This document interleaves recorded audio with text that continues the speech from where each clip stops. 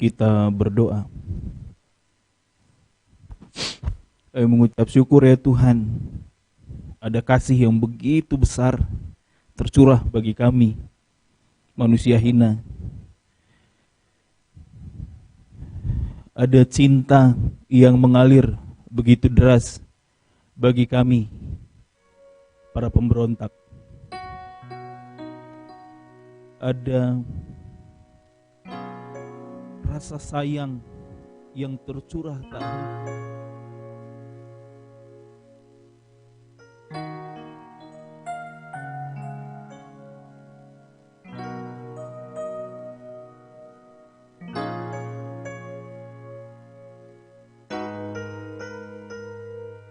Ini hamba-Mu akan menjelaskan bagian firman Tuhan. Urapi hamba-Mu yang terbatas ini ya Tuhan. Urapi hamba-Mu yang tidak ada apa-apanya ini ya Tuhan, sehingga bisa menyederhanakan firman-Mu yang kaya ini dalam pemahaman terbatas kami manusia. Hamba mohon pengurapan Tuhan, karena tidak ada satupun hal dari diri hamba yang melayakkan hamba untuk menjadi penyampai firman-Mu ya Tuhan. Maka hamba mohon urapan Tuhan, kuasai tempat ini, kuasai ibadah kami ya Tuhan, sehingga tidak ada satu poin pun firman-Mu yang lalu daripada kami semua. Umat Tuhan diberkati, hamba-Mu yang menyampaikan semakin diubahkan. Puji nama Tuhan yang kudus, dalam nama Tuhan Yesus kami berdoa dan mengucap syukur. Amin. Shalom Bapak Ibu, baik yang di gereja saat ini maupun yang ada di rumah. Kita buka bagian firman Tuhan dari Hosea pasal 14.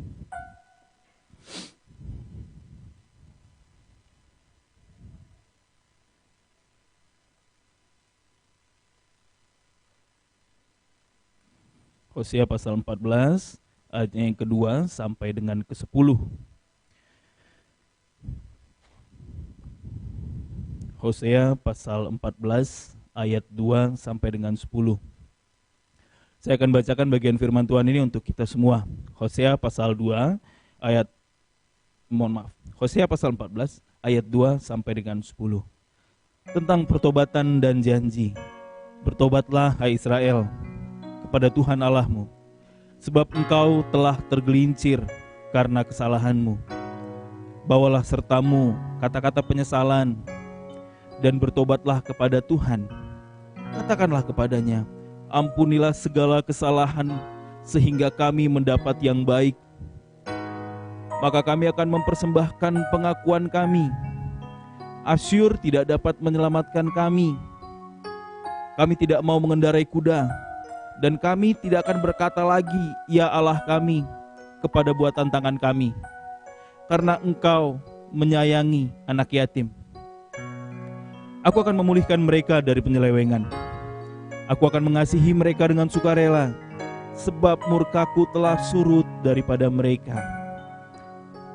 Aku akan seperti embun pagi bagi Israel, maka ia akan berbunga seperti bunga bakung, dan akan menjulurkan akar-akarnya seperti pohon hawar. Ranting-rantingnya akan merambak, semaraknya akan seperti pohon zaitun, dan berbau harum seperti yang di Libanon. Mereka akan kembali dan diam dalam naunganku, dan tumbuh seperti gandum. Mereka akan berkembang seperti pohon anggur yang termasyur, seperti anggur Libanon. Efraim, apakah lagi sangkut pautku dengan berhala-berhala? Akulah yang menjawab dan memperhatikan kau. Aku ini seperti pohon sanobar yang menghijau. Daripadaku engkau mendapat buah. Siapa yang bijaksana, biarlah ia memahami semuanya ini. Siapa yang paham, biarlah ia mengetahuinya. Sebab jalan-jalan Tuhan adalah lurus, dan orang benar menempuhnya, tetapi pemberontak tergelincir di situ. Demikian firman Tuhan. Bapak Ibu Saudara, kita sampai di penghujung kitab Hosea dalam perjalanan iman. Sepanjang waktu-waktu ini, saya rasa jika kita mengingat kembali, saya pribadi ketika merenungkan ini, ketika kemarin dapat dari Musa, merasa bersyukur sekali saya dapat merenungkan penghujungnya bagian kitab Hosea. Kita dibukakan hal-hal baru, pemahaman-pemahaman yang baru, dan secara luar biasa digambarkan sebuah kasih yang besar. Kitab Hosea yang luar biasa. Dari segala bentuk murka yang sudah dinyatakan, apilah, perut perempuan hamil akan dibelahlah, penggambarannya seperti itu. Kau akan dihukum dan lain sebagainya. 14 ditutup dengan suara seorang bapa yang masih membuka tangannya untuk memulihkan umat yang disayang. Tangannya masih terbuka untuk pemulihan.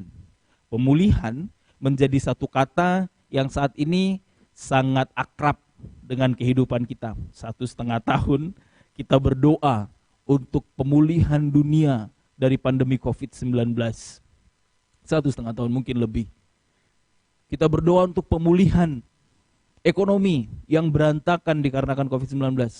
Kata pulih dalam bahasa Ibrani-nya itu syub.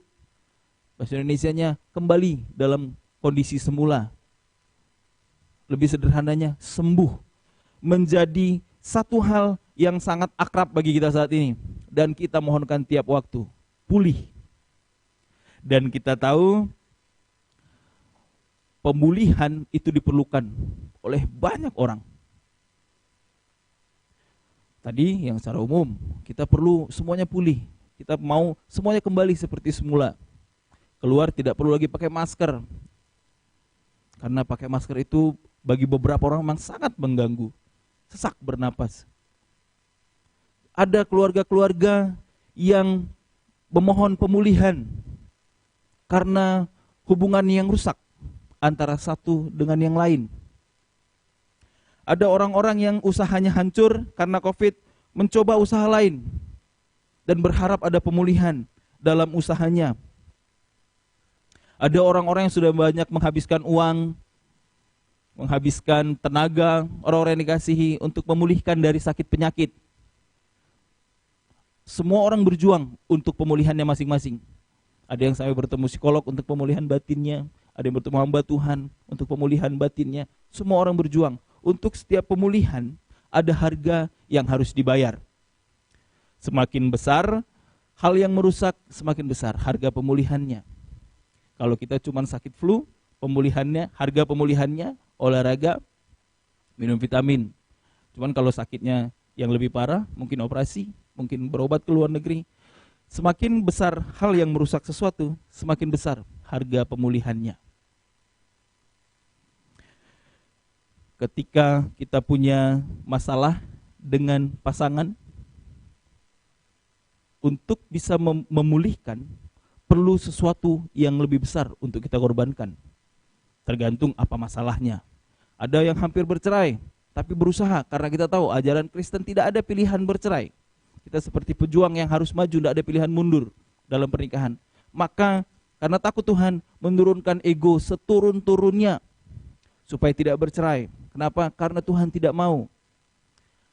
Harga harus dibayar. Ada harga lain, mungkin kecil, tapi tetap sebagai harga yang dibayar. Beberapa waktu istri saya mulai mengeluh karena saya ngorok waktu tidur. Saya tidak merasa, tapi istri saya merasa. Saya bilang bukannya dari dulu ya gitu. Kalau sekarang katanya, kalau sekarang suara ngorokmu itu bikin minder binatang peliharaan yang di belakang. Di belakang TK, tempat kami tinggal itu ada orang yang melihara babi. Jadi kadang subuh ketika dia dipotong, biasanya dia gitu, kenceng banget. Kami awal-awal kaget ada apa gitu. Ternyata menurut istri saya, semakin kesini suara ngorok saya hampir mengalahkan itu gitu. Saya nggak bayangkan bagaimana tidurnya sepanjang malam. Maka kemudian saya coba cek dan lain sebagainya, ternyata saya sudah kelebihan berat badan. Berat badan saya 3 kilo lagi 197 kilo. Sebenarnya saya sudah tahu itu, karena pakaian saya sudah tidak banyak yang muat. Kalau Bapak Ibu perhatikan tiap minggu pakaian saya berganti itu aja. Tidak banyak pertukaran di dalamnya, padahal pakaian saya cukup banyak. Awalnya saya tidak begitu peduli dengan berat badan saya yang bertambah atau perut saya yang makin membusung, saya tidak begitu peduli. Bagi saya itu ya biasa saja gitu. Hanya karena istri saya sudah mengeluh, saya takut kualitas tidurnya terganggu, saya takut anak saya juga terganggu. Mau tidak mau saya mulai olahraga lagi setiap hari.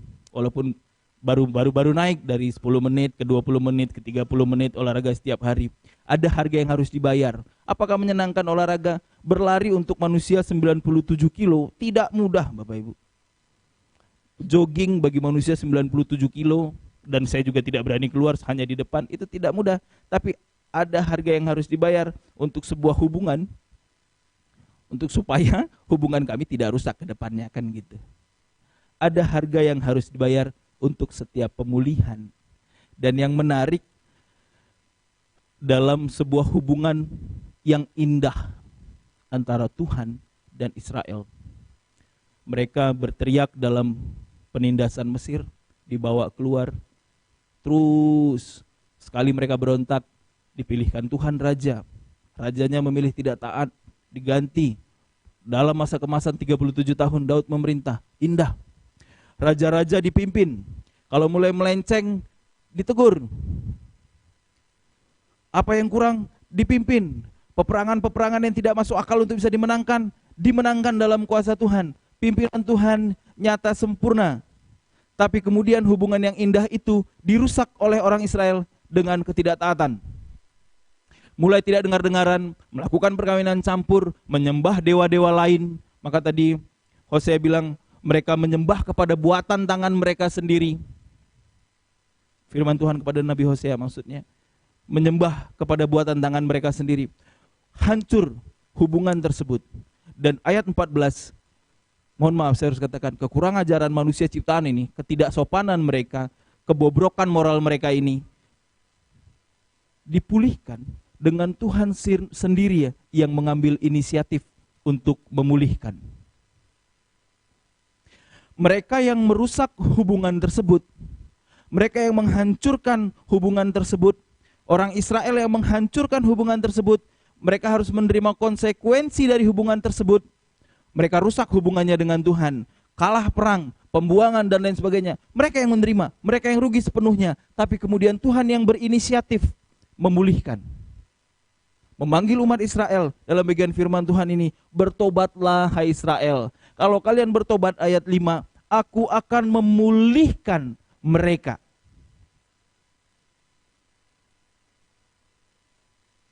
Kita kalau ada orang bikin masalah dan kemudian dia terima konsekuensinya, kita bilang, rasain. Bahkan ada lagunya, kau yang memulai, kau yang mengakhiri. Kita begitu aneh melihat orang yang, kau yang bikin, kau yang rugi, terus kau minta tolong sama aku. Kita begitu aneh melihat hal itu. Tapi bagian firman Tuhan ini, kau yang menghancurkan, kalian yang merusakkan, kalian menghancurkan kehidupan indah bersama Tuhan. Tapi kemudian Allah berinisiatif untuk memulihkan hubungan itu. Dan puncaknya kemudian kita tahu bagaimana hubungan kita yang rusak dengan Allah dipulihkan dalam Yesus Kristus sendiri. Tuhan sendiri turun untuk memulihkan dan mempertaruhkan dirinya. Mengorbankan dirinya supaya apa? Supaya hubungan kita dengan Bapa pulih. Dia merasakan kesakitan-kesakitan yang kita rasakan. Supaya apa? Supaya hubungan kita dengan Bapa pulih. Tuhan tahu bahwa kita tidak mampu memulihkan, maka dia turun tangan. Kita mendapat curahan kasih yang besar, bahkan ketika kita tidak layak untuk dikasihi.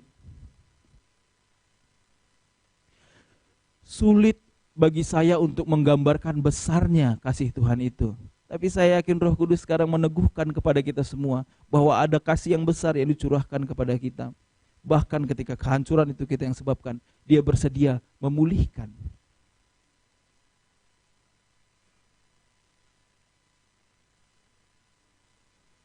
Dia memulihkan hubungan yang rusak. Dia memulihkan kondisi Israel yang hancur. Karena apa? Karena limpahan kasih Tuhan yang besar atas kita. Namun pertanyaannya saat ini, kita tahu ada kasih yang besar melimpah atas kita. Bagaimana respon kita? Bagaimana kita meresponi kasih yang besar itu? Musa Rudi sering jelaskan ada satu pemahaman hyper grace yang salah menafsirkan anugerah itu. Saking besarnya kasih Allah jadi cheaper grace. Anugerah yang murahan. Terserah mau berdosa atau tidak, yang penting kasihnya menyelamatkan. Karena seakan-akan Allah seperti itu, padahal tidak. Ada hal yang harus kita lakukan dalam bagian firman Tuhan ini. Di Hosea pasal 14 ayat 3, bawalah sertamu kata-kata penyesalan, bertobatlah kepada Tuhan. Dan kemudian dan bertobatlah kepada Tuhan, katakanlah kepadanya, ampunilah segala kesalahan, sehingga kami mendapat yang baik. Maka kami akan mempersembahkan pengakuan kami. Dalam bagian Injil Yohanes, dalam bagian surat Yohanes dikatakan, jika kamu mengakui dosamu, Ia adalah setia dan adil.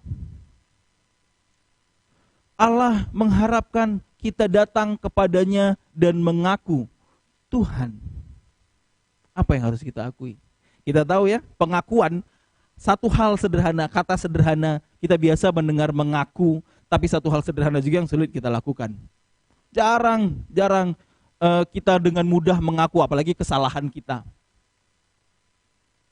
Kalau suami istri berantem, beda pendapat lah, saya katakan ya, kalau berantem banyak maknanya. Beda pendapat, kemudian ada yang tersinggung, diam, sampai kemudian lapar, akhirnya ngomong, selesai, terlupakan.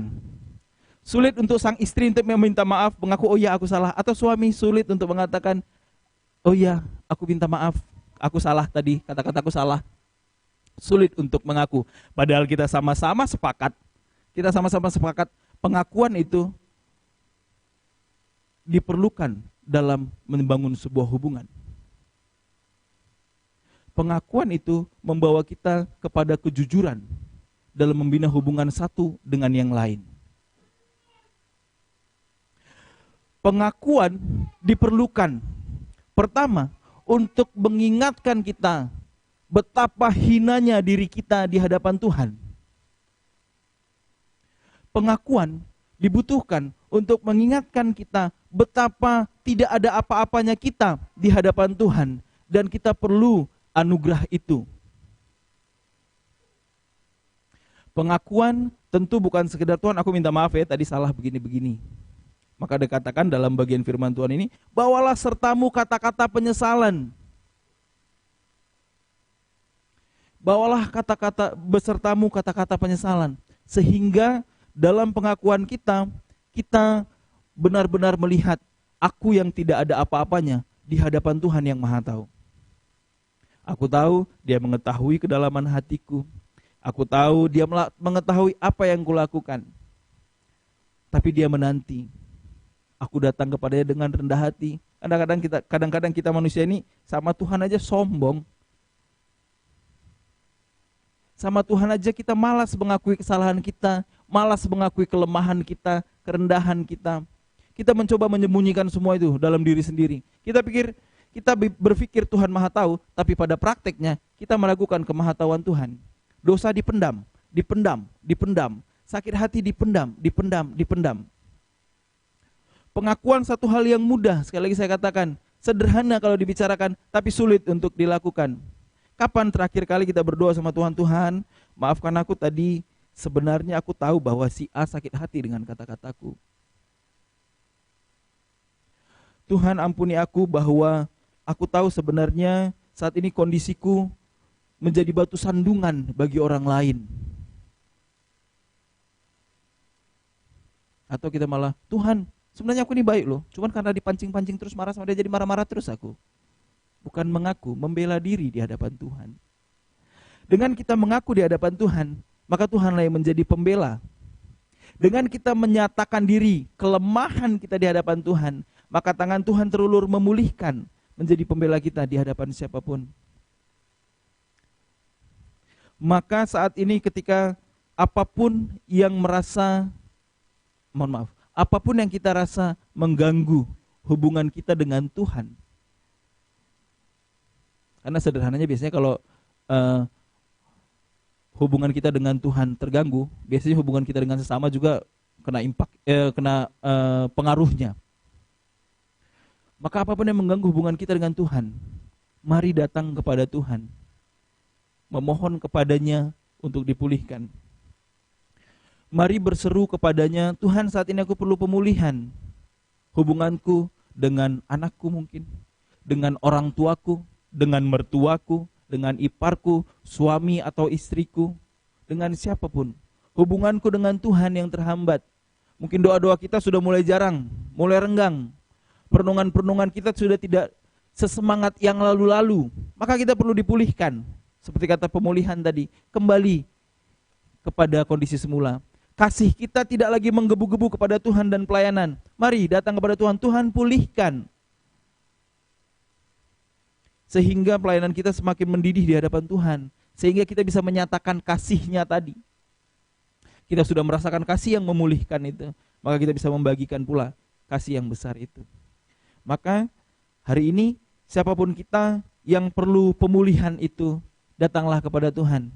Dia membuka tangan dan berkata, marilah kepadaku. Hanya pilihannya kita datang kepada tangan yang mengundang atau kita berlari dari tangan tersebut. Kita berdoa.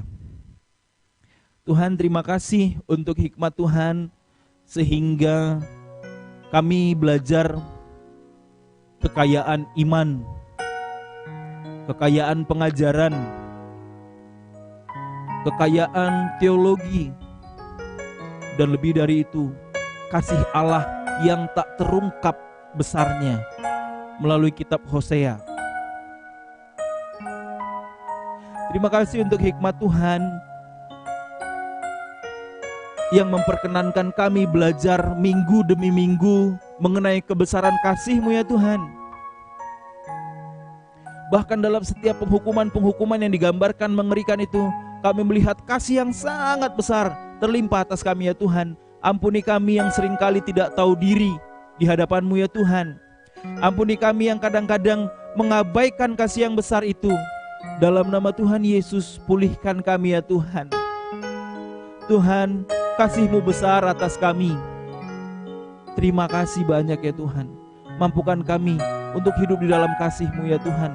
Pekakan hati kami jika kami perlu pemulihan ya Tuhan. Jamah hati kami ya Tuhan jika hati ini terlalu keras untuk ditembus oleh firman Tuhan. Hamba-Mu dalam keterbatasan mohon ampun ya Tuhan. Jikalau apa yang hamba perkatakan tidak sesuai dengan kehendak-Mu, ajari, bentuk seturut dengan kehendak-Mu. Terpuji Tuhan yang kudus. Dalam nama Tuhan Yesus kami berdoa. Amin.